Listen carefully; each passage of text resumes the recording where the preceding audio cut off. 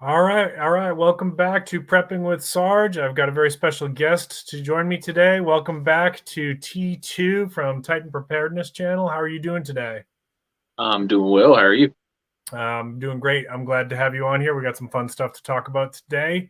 We'll give people just a few minutes to get through the ads and get the notifications and whatnot. So while we're doing that, I'll just do a couple announcements for those who are checking in after the fact, watching this on the recap. So if you're brand new to my channel, this is Prepping with Sarge. I talk about all things preparedness, talk about a little bit about urban homesteading, growing your own food, love to talk about foraging, a little bit of wilderness survival and bushcrafting. And my friend T2 here is also a preparedness channel. Maybe you could tell them a little bit about your channel. Yeah, so we're more of a, much like you, common sense approach to prepping. We don't do the whole fear porn. We don't do the whole scary bad guy out back. But it's, how do you survive basic things? Hurricanes, tornadoes, earthquakes, recession. Family oriented. Myself and all the gentlemen that joined me, we all have kids. So it's very family approached to preparedness. How do you keep your kids safe? How do you keep yourself safe? How do you, walk home during an emergency?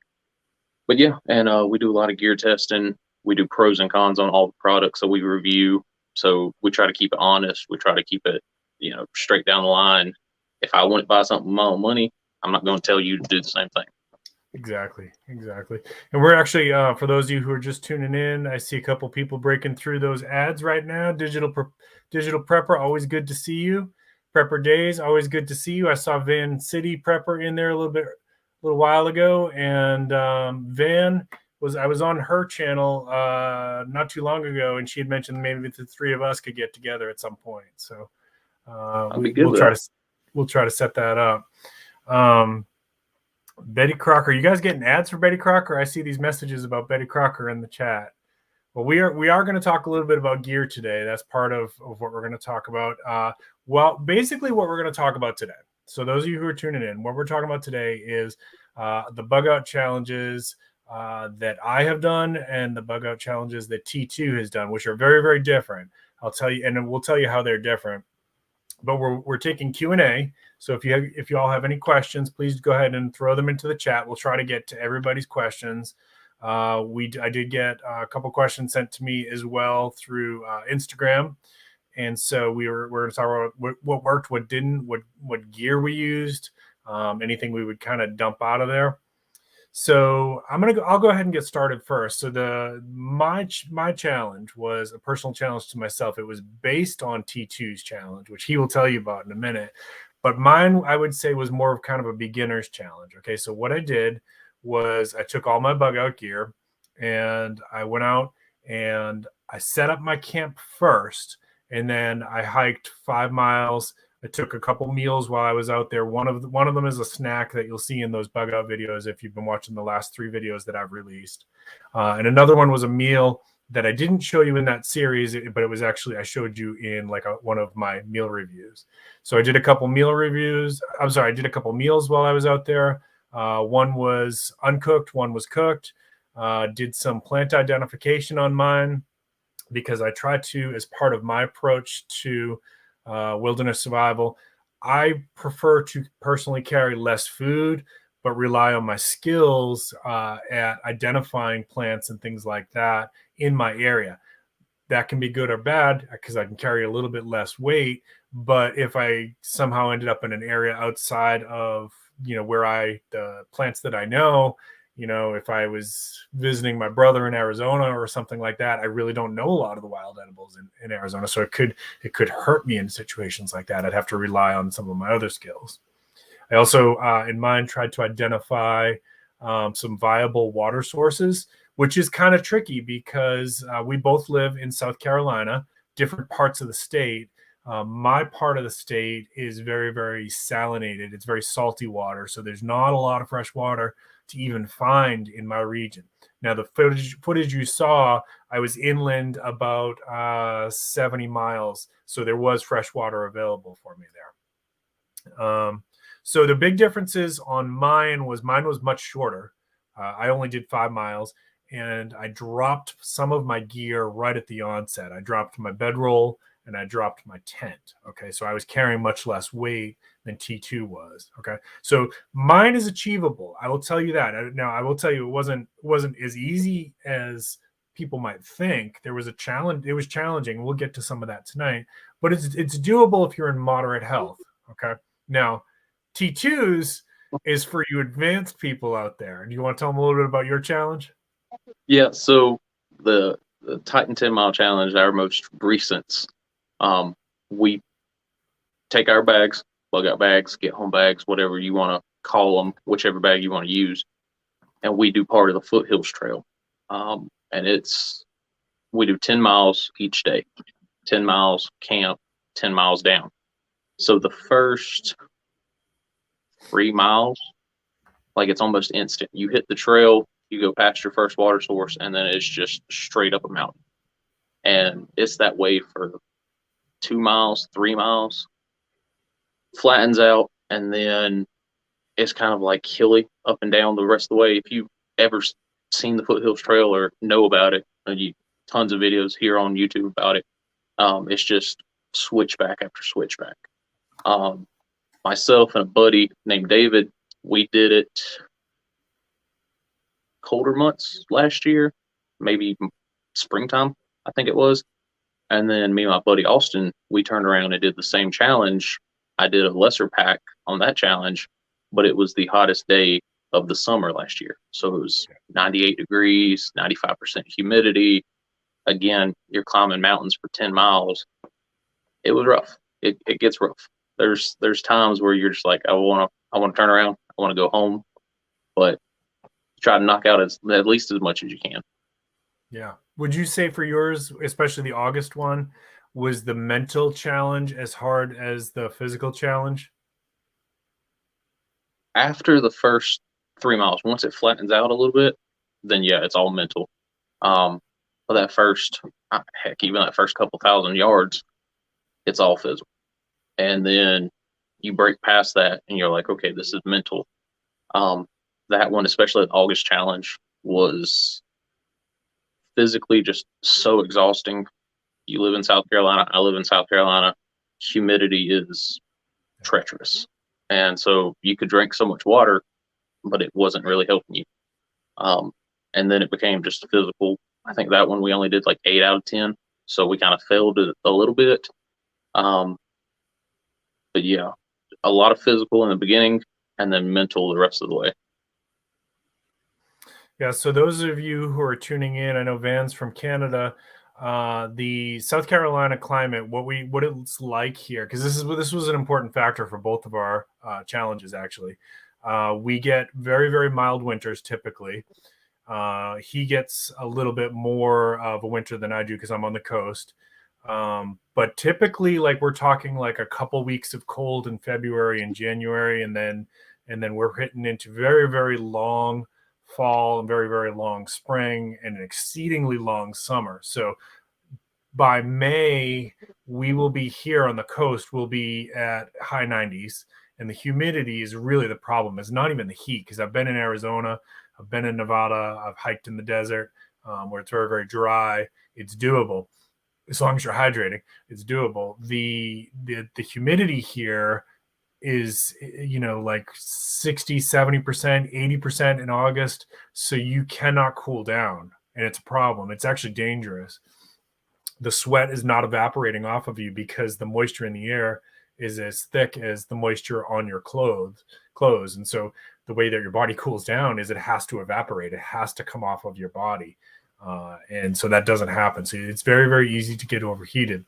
I would not personally try the August challenge for myself unless I was very, very, very fit, had been working my way up to that, been practicing, and I would probably pre-hydrate for a week. I was watching that video series, and looked like you guys were getting sick. Mm-hmm. Yeah. Like so I think I was 5 liters in, maybe 6 liters in of water. We're 8 miles in. Water to mile ratio was good, but it wasn't doing anything. And so I got sick, 3/4 of the way into the trip, about almost at the end. and it was all nothing but water, no food, just straight water. It was like, I'm done after this. Yeah, you Mosaic Master, you do have some crazy humidity there. All right, so we did have our first question here. So if you all are just tuning in now, I see a few more people are popping in. We are taking Q&A on our Bugout challenges. Anything that you want to know about, like what the experience was like, what worked, what didn't work, what kind of gear we used, that kind of stuff. We did 2 very, very different challenges. Mine was more of a beginner based. T2's was definitely more for the advanced. Do not attempt that unless you're ready for it, especially in August in South Carolina.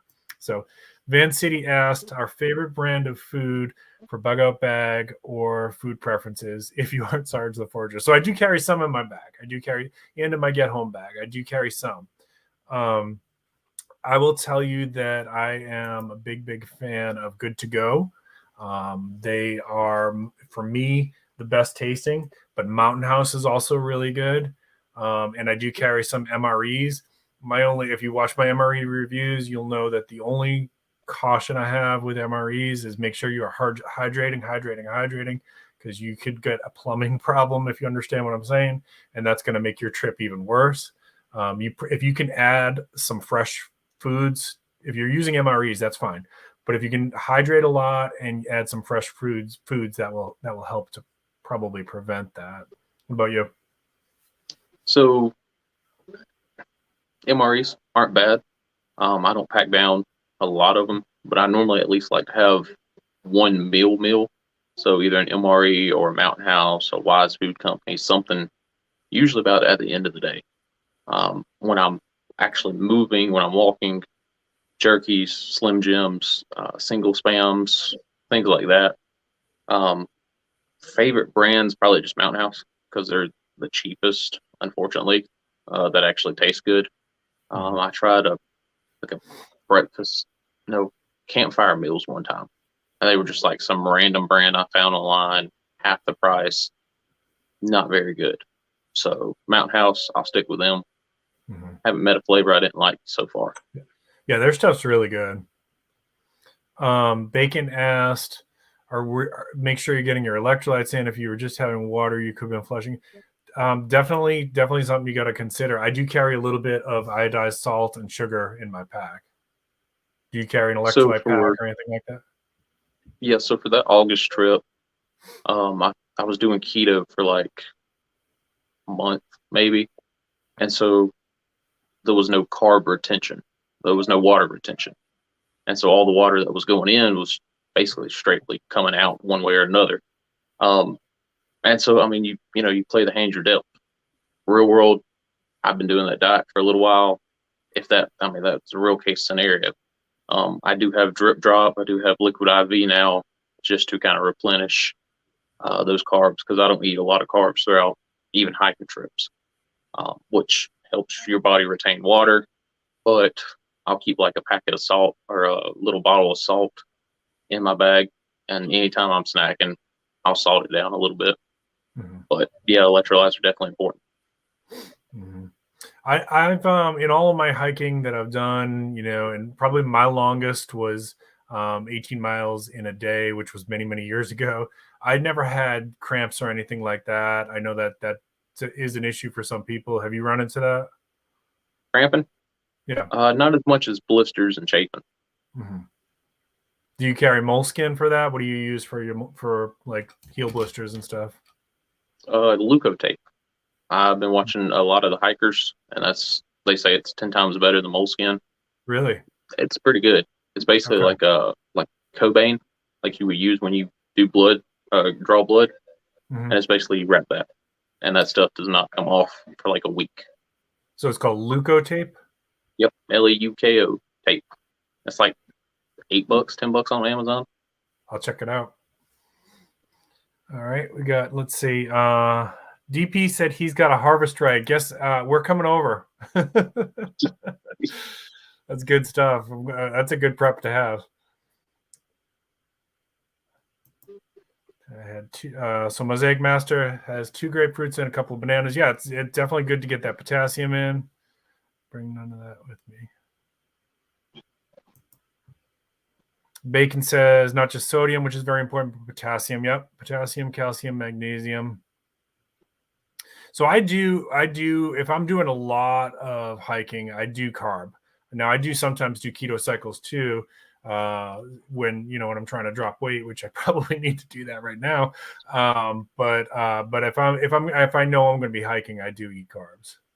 Do you guys have any specific? Yeah, that's a good question. I just recently retired a pair of Rockports that I loved, that lasted me for several years, and they just had gotten as much life out of them as I could.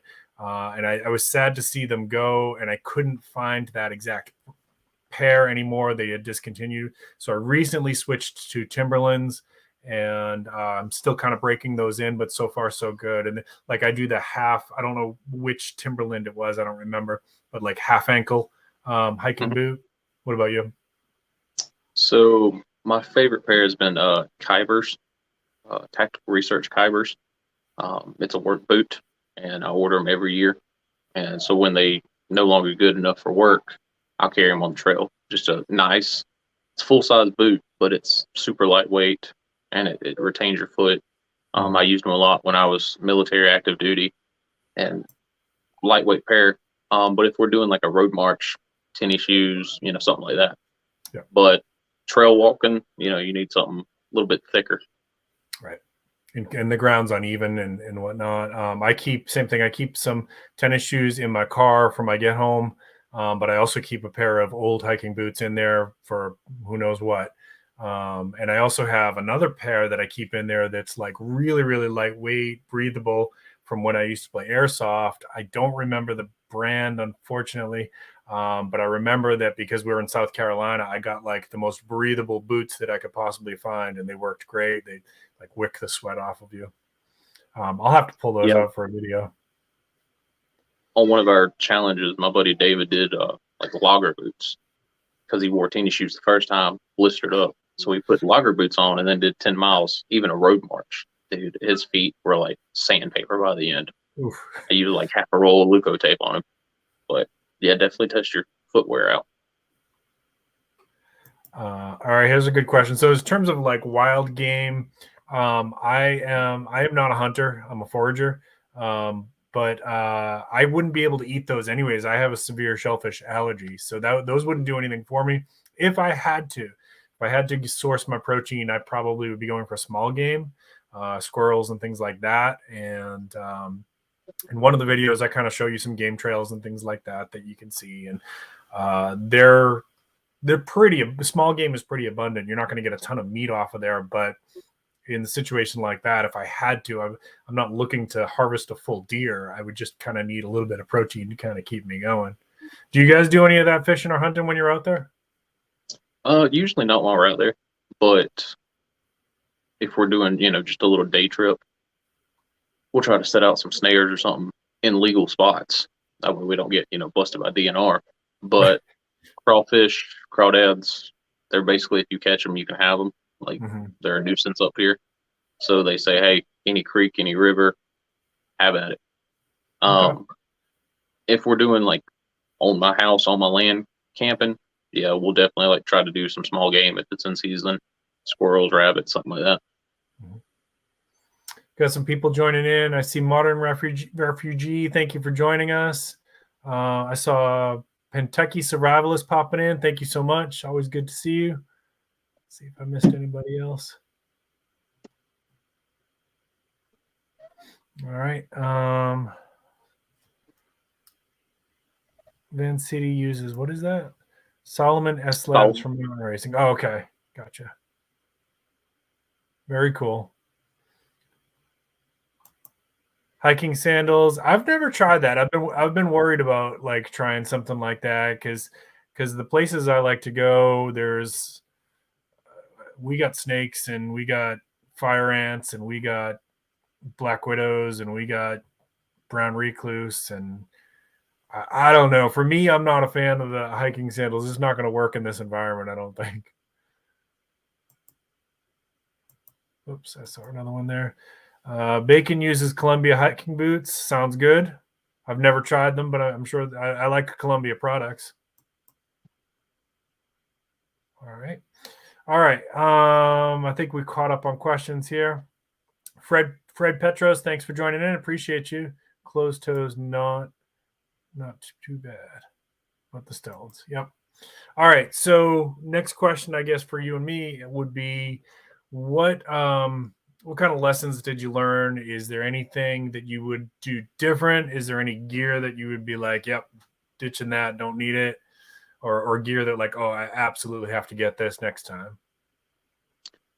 So we've done a couple different trips, and after each one, we'll kind of do like a after actions report. We've done road marches, we've done, the big 20-mile trail hikes. From the last one, I was wearing tennis shoes. Middle of summer, didn't want to wear my boots, wearing tennis shoes and shorts. So I should have a good time with it. Miserable. My feet got tore up, and that's when I had the Leukotape at the house, didn't put it in the bag because I was using a lot smaller bag. It was like a 15-liter, 20-liter bag. And so forget summertime, wintertime bags. Get a bag, make sure it fits all your winter gear, use it for summertime. You can take out the bulky sleeping bag if you got it. Because the bag was a Osprey 20-liter. Great for size, great for lightweight, great for a single day hike, but not necessarily overnight camp trip. So I ditched the bag, added Leukotape. We set electrolytes before. I made sure I had those in all of my bags. Socks and underwear, my biggest thing. That bag was so small, I didn't even think of putting socks and underwear in until got to camp that night. And you're like, ooh, things are wet where they shouldn't be, and they're not going to dry out. Not one to sleep naked in the woods. So, yeah, that next day, chafing and blistered up, just miserable. Baby powder was a huge lesson learned basically on every trip, because I'd put it in there and then we use it for something. So I take it out and then go again, and I need it again. Yeah, that's about it as far as gear I would ditch. I've ditched a lot of things over my time, because my first original bag was like 60 pounds when I did like a 26-mile adventure. I had hatchets in there. I had axes. I had all this shelter building stuff, but then I carried a hammock. So you don't necessarily need the shelter building if you're not going to build a fire, if you're not going to build shelter. Carry your stuff, you ain't got to have it. Top favorite gear would be any fuel canister stove. Just, it saves you so much time, it saves you so much energy and weight, whether that be alcohol based or whether that be isobutane. And then my hammock. I love sleeping in a hammock. So top two. So I don't use one of those like jet boil stoves. I have like a little Esbit stove. And one of my experience with those is, you're going to need a lot more tabs than you think. Now you can feed them sticks, but it's like those heat tabs generate so much more heat. So it's just if you're willing to put in the time to sit there and boil water over, a full hour versus like 10 minutes. So I like the Esbit stove, but you have to carry more tabs than you think. I added a rain fly. I lucked out that it didn't rain on mine, but as I got out there, I thought, all I got is my poncho, and I think the poncho would probably cover it, but I've never actually tried it. So I'm like, I'm going to throw a rain fly in there, because just for like a light rain where, I might not even throw on the poncho, but I don't want everything to get soaked. And then one thing I've been debating about, I haven't decided if I'm going to do it. I don't like hiking with a hiking staff yet. I know it'll probably get to that point for me, but they make like really lightweight collapsible staffs that I think I would like that, just because of the snakes issue here, where like if I'm checking out, because I'm always like, I want to see this beautyberry bush over here. Oh, look, there's huckleberry over here. And I'm like always like sticking my hands in there, which is probably not smart. I keep thinking, it would be nice to have just a collapsible stick. I could probably even just do a collapsible baton, which would double as self-defense, that I can kind of check in there with that first before I stick my hand in. Because that's one of the things that I've been thinking about. I usually solo hike, And, you know, my wife knows where I'm going. We just recently added Life 360 on our phones, so she can see my last pinged location, and she knows when I'm supposed to come out of there. But there's a lot of things that can go wrong when you solo hike. You could fall, you could get bit by a snake, I could get dragged by an alligator. There's so many different ways that it could go wrong. And more I've been starting to think like that. So probably will add something like that. I'll have to research it because the collapsible baton will be a lot more weight. Whereas those collapsible staffs, they go down to like that size and they're like almost like nothing in terms of weight. So when I did the trail originally, I did it by myself, 10 miles up, 10 miles down. Didn't have a hiking stick or, you know, a collapsible hiking stick or anything like that. And my buddy David, we're both bigger guys, he said, listen, we ain't doing this without a little help. And I'll tell you, for climbing hills, that is like a top tier. Now, if you're doing a road march, not so much. But if you're climbing anything, that little bit of assistance just makes up the world of difference. As far as ponchos, so I actually don't carry a poncho of any kind during the summer. And the reason is humidity. Up here, when it rains, if you're walking and you got a poncho on, all that's not getting out. So you're going to get wet one way or another. Wintertime, I'll toss it back in there. But summertime, no poncho, but I will have a bag cover. Yeah, it's a good point. I got a question here from Van City. Has your EMT background helped with practical things worried about when traveling in the field? What would you want people to know? So I actually almost became a patient on the first adventure. Me, my buddy from Southern Relics, and my buddy from Creek Chicken. We did 26 miles foothills trail, basically the same trail we do now. Day 2, walking, tripped over a root and about fell off a mountain that was like yay tall. Like if I hadn't grabbed that root, been gone. That's the closest thing I've ever came to needing my EMT skills. Luckily, because where we go, I mean, you're going up in the mountains, and so you might have cell phone reception at the 5-mile marker, and that's it.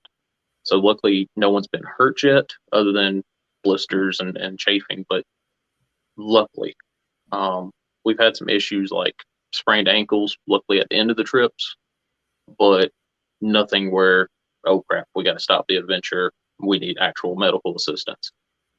But, you know, basic real life, yeah, EMTs, EMS, just in general, having the knowledge to stop bleeding, to do CPR correctly and properly, when to use medications, when not to, very important. Because I can't tell you how many times I've been headed to work or heading home and up there to car wreck. I know working EMS, ambulance is 10 minutes out. If you're lucky, where I used to work, it could be a 45-minute drive for EMS. So knowing how to do things properly, CPR, stop the bleed, always carry some sort of decent first aid kit, skip the Band-Aids, tourniquet, Israeli bandage, things like that are actual usable. If it's small enough to need a Band-Aid, it's not really life-threatening. But yeah, definitely have those two in your vehicle and at least in a bag somewhere on you, near you. Good question. Let's see. I saw a Stealth Survivalist popping in. Hello. See Angie Hart popping in.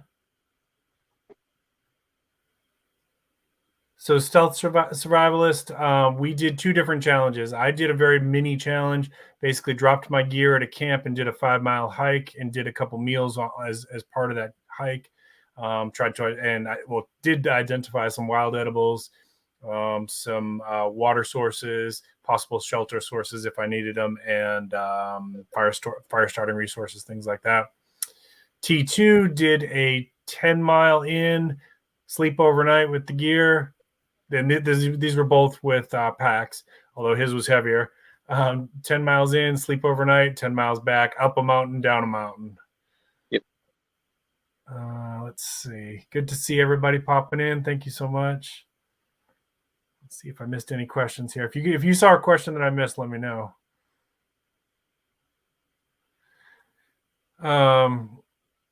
Apocalyptic Ben, good to see you. Oh man, here you go. That one's for us, T2. If I find a gator up here, we have a problem. Oh, there's no gators over by you? Ooh, we have gar. That's about it. What's that? It's a big fish with like a alligator mouth, but no legs. So They're luckily aggressive. it stays in the water. Yeah. Pretty aggressive debate. We have tons of gators here. All right. So next question for us was this one came from the Irish Survival podcast on Instagram. She sent it to me. She wanted to know what knife we would recommend. I'll go first on this one. So I actually, on something like that, if I'm doing a big hike, I'm carrying 3 different knives. I carry one for big tasks. I ditched the saw. I don't carry an axe either, but I do carry a decent sized knife. So that for me is the Gerber Strongarm.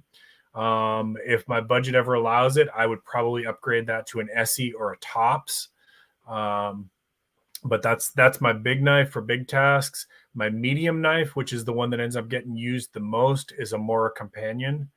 And then the pocket knife for small tasks is whatever you want, the best pocket knife that you can afford.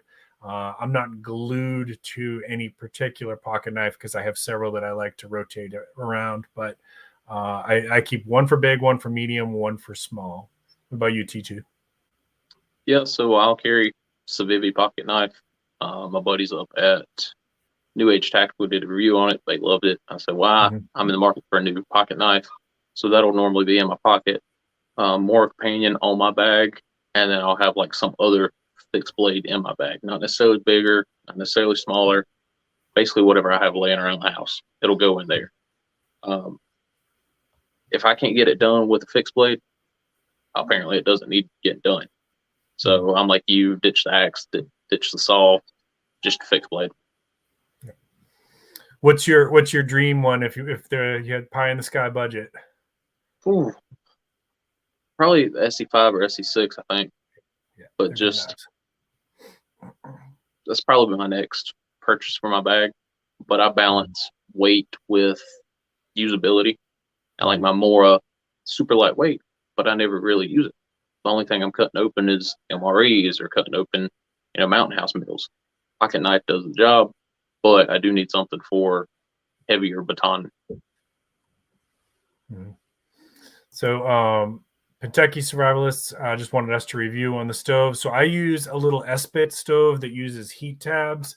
The only downside of that is that you are going to have to carry, in my experience, you're going to have to carry more heat tabs than you think you're going to have to carry.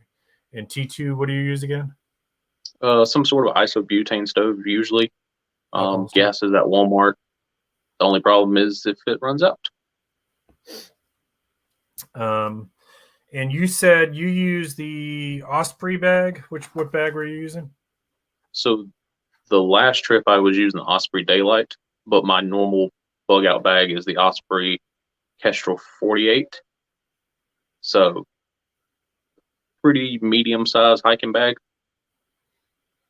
Okay. And I go with the 511 Rush 24, which I've tried a couple different bags along the way. I like that one because it's so modular.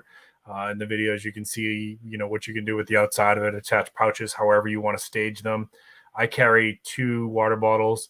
So that's a little trick I picked up from my younger brother, who's done a lot more hiking and climbing. He's done Kilimanjaro, and he said you got to have one for dirty, one for clean. So your dirty one is when you're drawing water from somewhere, and after you've purified it or boiled it or however you're going to process it, then you move it to the clean.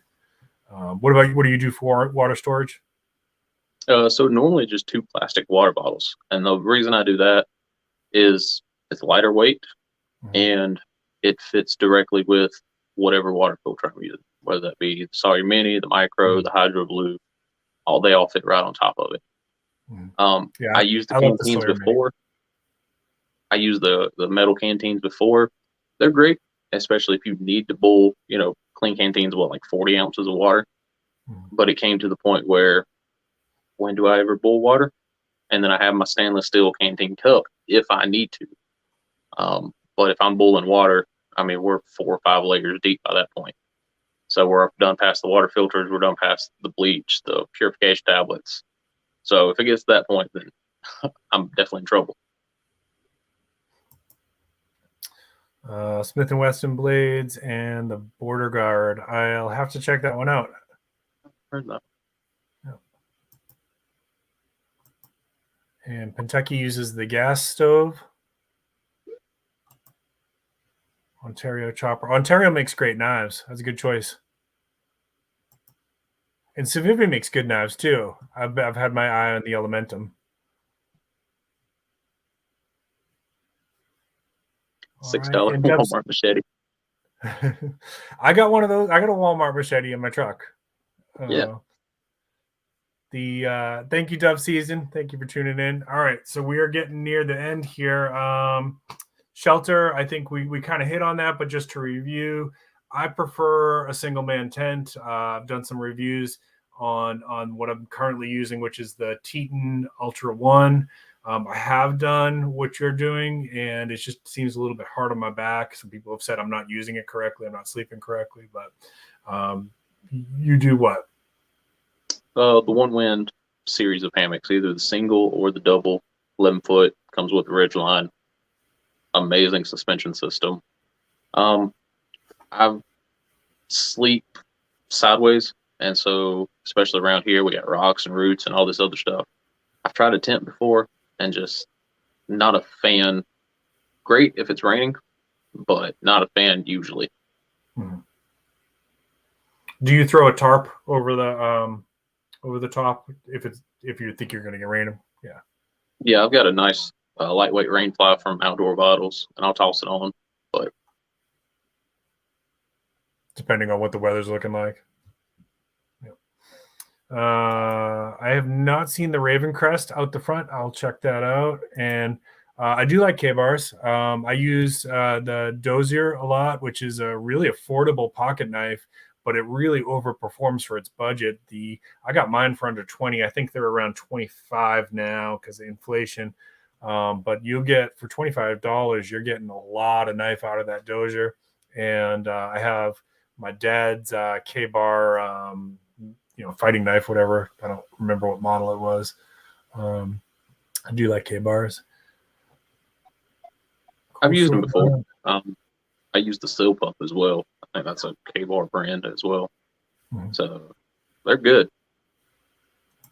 There's a question for you. Can you tell us how tight you pull the hammock? So using a ridge line, and I don't mean a line that goes from up top to protect your tarp. A ridge line sinks between the two ends, the two gathered ends of the hammock. Usually what I'll do is I'll hang the hammock enough that way it's not super tight, but it's off the ground. And then what I'll do is I'll set that ridge line. I think Trip Smith here on YouTube has like a perfect way to set up a ridge line. And that way you measure it correctly, everything's right. And so by having that ridge line between the two gathered ends, that basically takes all the tightness and it puts it on that ridge line. And so your center of your hammock is like just straight banana shaped with all the looseness. So that prevents you from over tightening. I've tried like Enos, where you're super tight and you're bunched up all night. And if I can't go sideways in it, it's too tight. So is yours a double? So one of them is the outdoor or the One Wind double, and then I've got the One Wind single. And great. I think the single is like 5 foot wide and the double 6 foot. So 11 by 6 is a ton of room. Benchmade makes fantastic knives. My only complaint about Benchmade is they're a little pricey.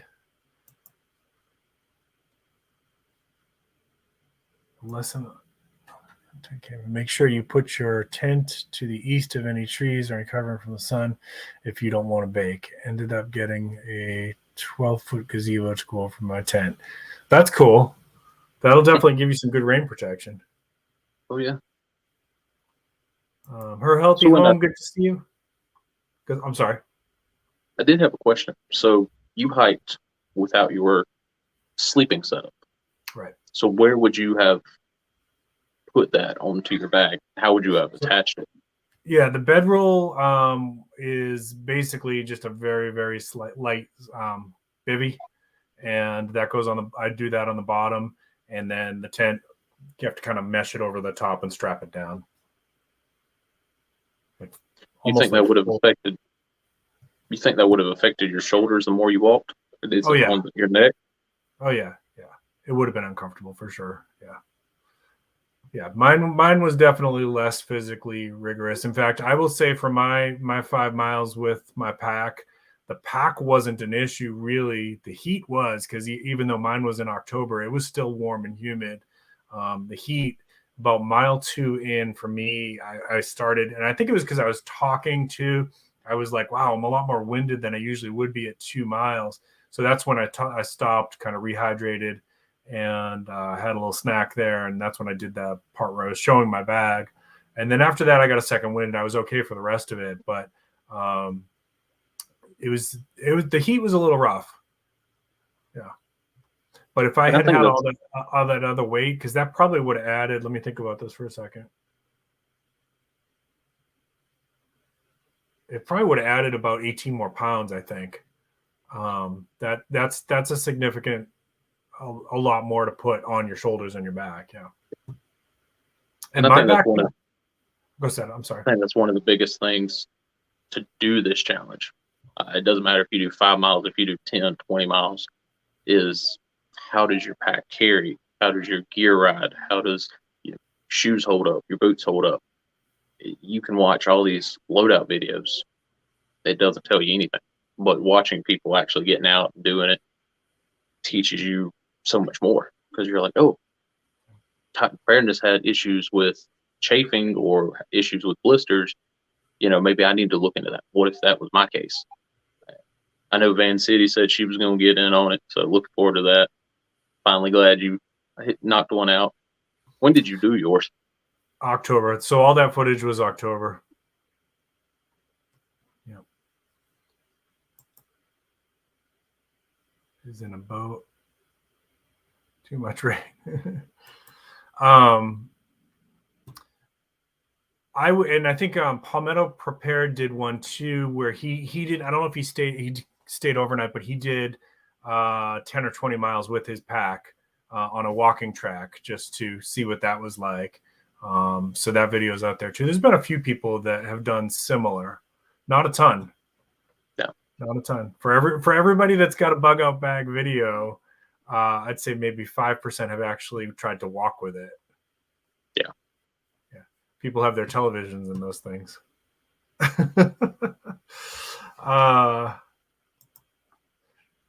Tell me what the so we did 2 different things, Kentucky. I dropped my gear when I got there, set up my camp, and I hiked 5 miles and kind of just did some personal challenges of trying to find some wild edibles and things like that while I was out there.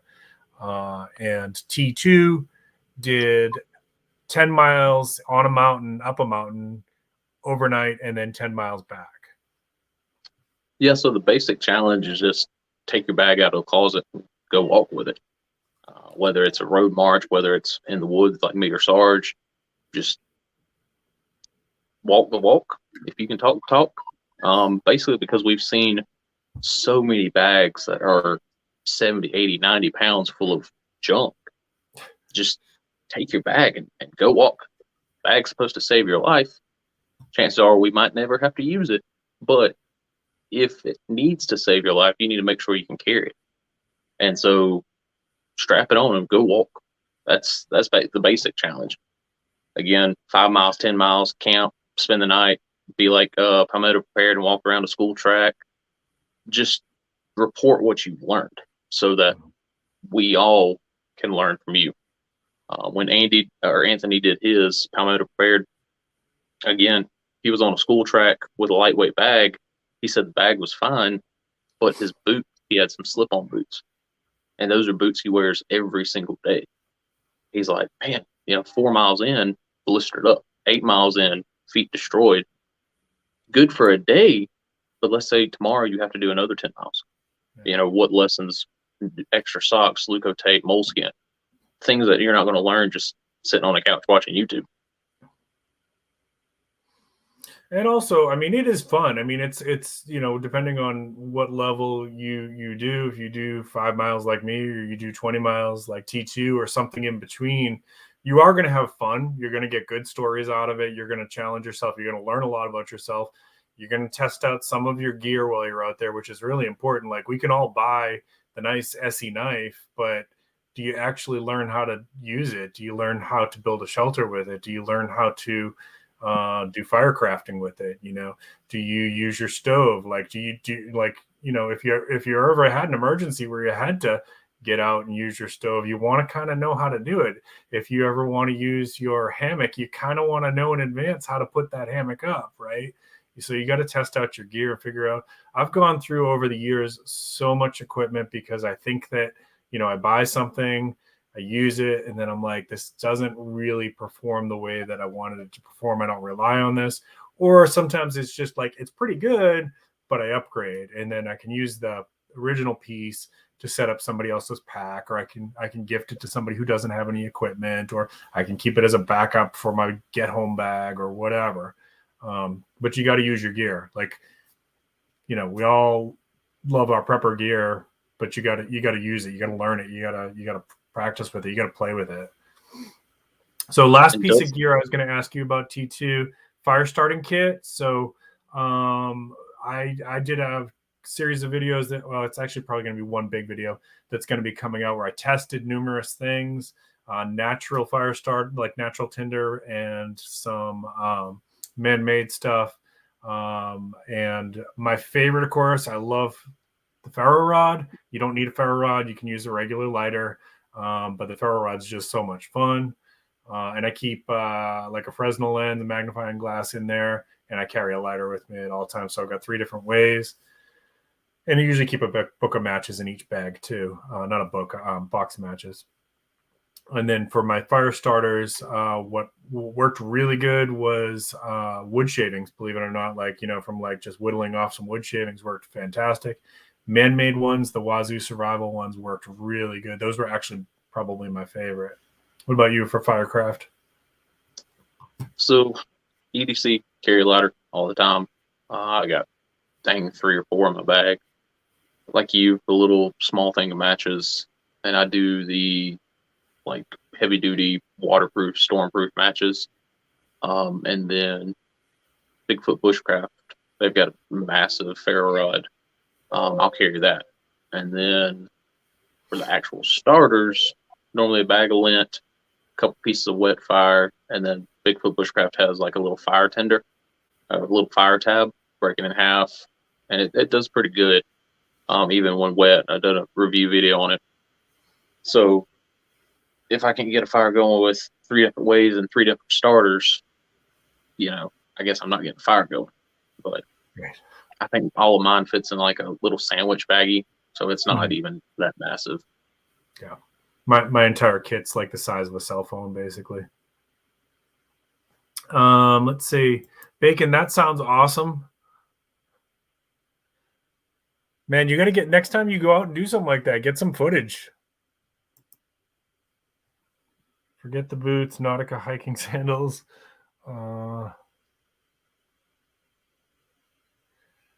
Thank you, Prepper Days. Thank you, Vanessa. Dove Season made a comment. Dove Season made a comment earlier, and it said, walking with the original bag, everyone scales down. So did you take anything out of your bag after the post? That one there? Yep. I didn't this time, but I've scaled down over the years. I used to carry the folding saw. I used to carry like 3 MREs and like, just crazy stuff. This really crazy in-depth first aid kit, like, way too much gear. So over the years, I've really kind of scaled it down. I'm pretty happy with what I've got right now for a setup. But I mean, if it came down to like if I had to scale down even more, like your basic bare bones survival kit, you got to have a knife, you got to have a couple ways to start a fire. You got to have a water container. You got to have a way to purify your water. Everything else you could probably source if you had to, if you practice, and the resources and things like that. Cordage. If I could add a fourth one, cordage. You can source cordage in the woods. You can source it, but man, it's calorie intensive. It's gonna take a lot of your time. What about you? Have you like from your original bag? So the original 26 miles was like 65 pounds, 75 pounds, and I had, like 3 weeks worth of stuff in there. Yeah. Did that, and I think the Kestrel's like 40 pounds with water, maybe 35 with water. But what I'll do is throughout the year, I'll buy a new piece of gear. I'll buy a new piece of equipment. Oh, that needs to go in there. And then next thing I know, my bag's up to 50 pounds again. It's like, all right, time to go walk again, drop some gear. Yeah. But yeah, that's why I try to at least do one a year just to get rid of the excess. Yep. All right, good stuff. Any last comments before we start to wind this one down? And if you all haven't already subscribed to the Titan Preparedness channel, I put a link in the description. Please make sure you check that out. Maybe one of the mods could drop another link for us too here in chat. He's got great stuff. I've been a fan of his channel for a while now. This is the second time I think you've been as a guest on my channel. And we almost got together once when he was down my side of the state. We missed it by a few minutes, so we will have to do that at some point. Thank you, Bacon. Appreciate that. So if you haven't done so now, we're winding down anyways. You can hop right over to Titan Preparedness, give him a subscribe. I promise you won't regret it. He puts out great content. I appreciate that. Yeah, T2, thank you so much for being on the channel. I really appreciate it. Always a great guest. I appreciate what you did with the challenge to kind of put it out there for everybody. I enjoyed my little mini. It's not going to be the last one I do. It helped me build my confidence to know that, I could do the mini. I think next time I could probably take it a little bit further than that. Don't know if I'm ready to do the 20 miles on the mountain just yet, but you never know if we might get there. We might get there. The important thing is anyone who's still watching at this point, if you're a prepper, and especially if you're a channel, get out there and do it. Get out there and do something. Do what you can. Challenge yourself. Show us using your gear. Tag T2 in that because he's kind of the guy who got this started. Make sure you give him a little bit of credit in your video. All right. Anything else you want to add? Any videos you got coming up? Got a couple gear reviews. We're on TikTok now. Still working on the Instagram. I know. Trying to do some more. Probably do another 10, 20 mile adventure this year. Try to at least. Got a couple, like I said, gear reviews. We got a little burner from City Bonfires. We got a first aid kit from My Medic. That's about it as far as scheduled videos. Videos post Monday and Wednesdays, so twice a week. And yeah, whenever you're in the neighborhood, come on up and we'll go hike some trails. And like he said, like Sarge said, if you are a creator, tag one of us and we'll share it on our pages, because the more people that get out here, do this challenge, the more we as a whole community learn from it. And it don't matter if you got 10,000 subscribers or 1,000. Do it. Put out the content, put out the pros and cons, and that way we can all learn. Absolutely. Well, we're going to call it. I think I saw an invitation here to go to Puerto Rico. We should definitely jump on that. And maybe we'll hit Vancouver as well, because that sounds like a lot of fun. And I think Bacon is over in Portland area, I think. And aloha to Uncle. I appreciate you. Successful Slave. Always appreciate you guys. Thank you so much. Let's call it a night there, guys. If anybody else has any other comments, you can always questions. You can drop it in the comments. We'll try to hit it back over the next couple of days. Really appreciate you. Appreciate you, T2. Thank you again. Everybody out there, have a great weekend. hug your family, call your mom, tell her you love her, keep planting your seeds, keep stacking your silver. This is T2 and Prepping with Sarge.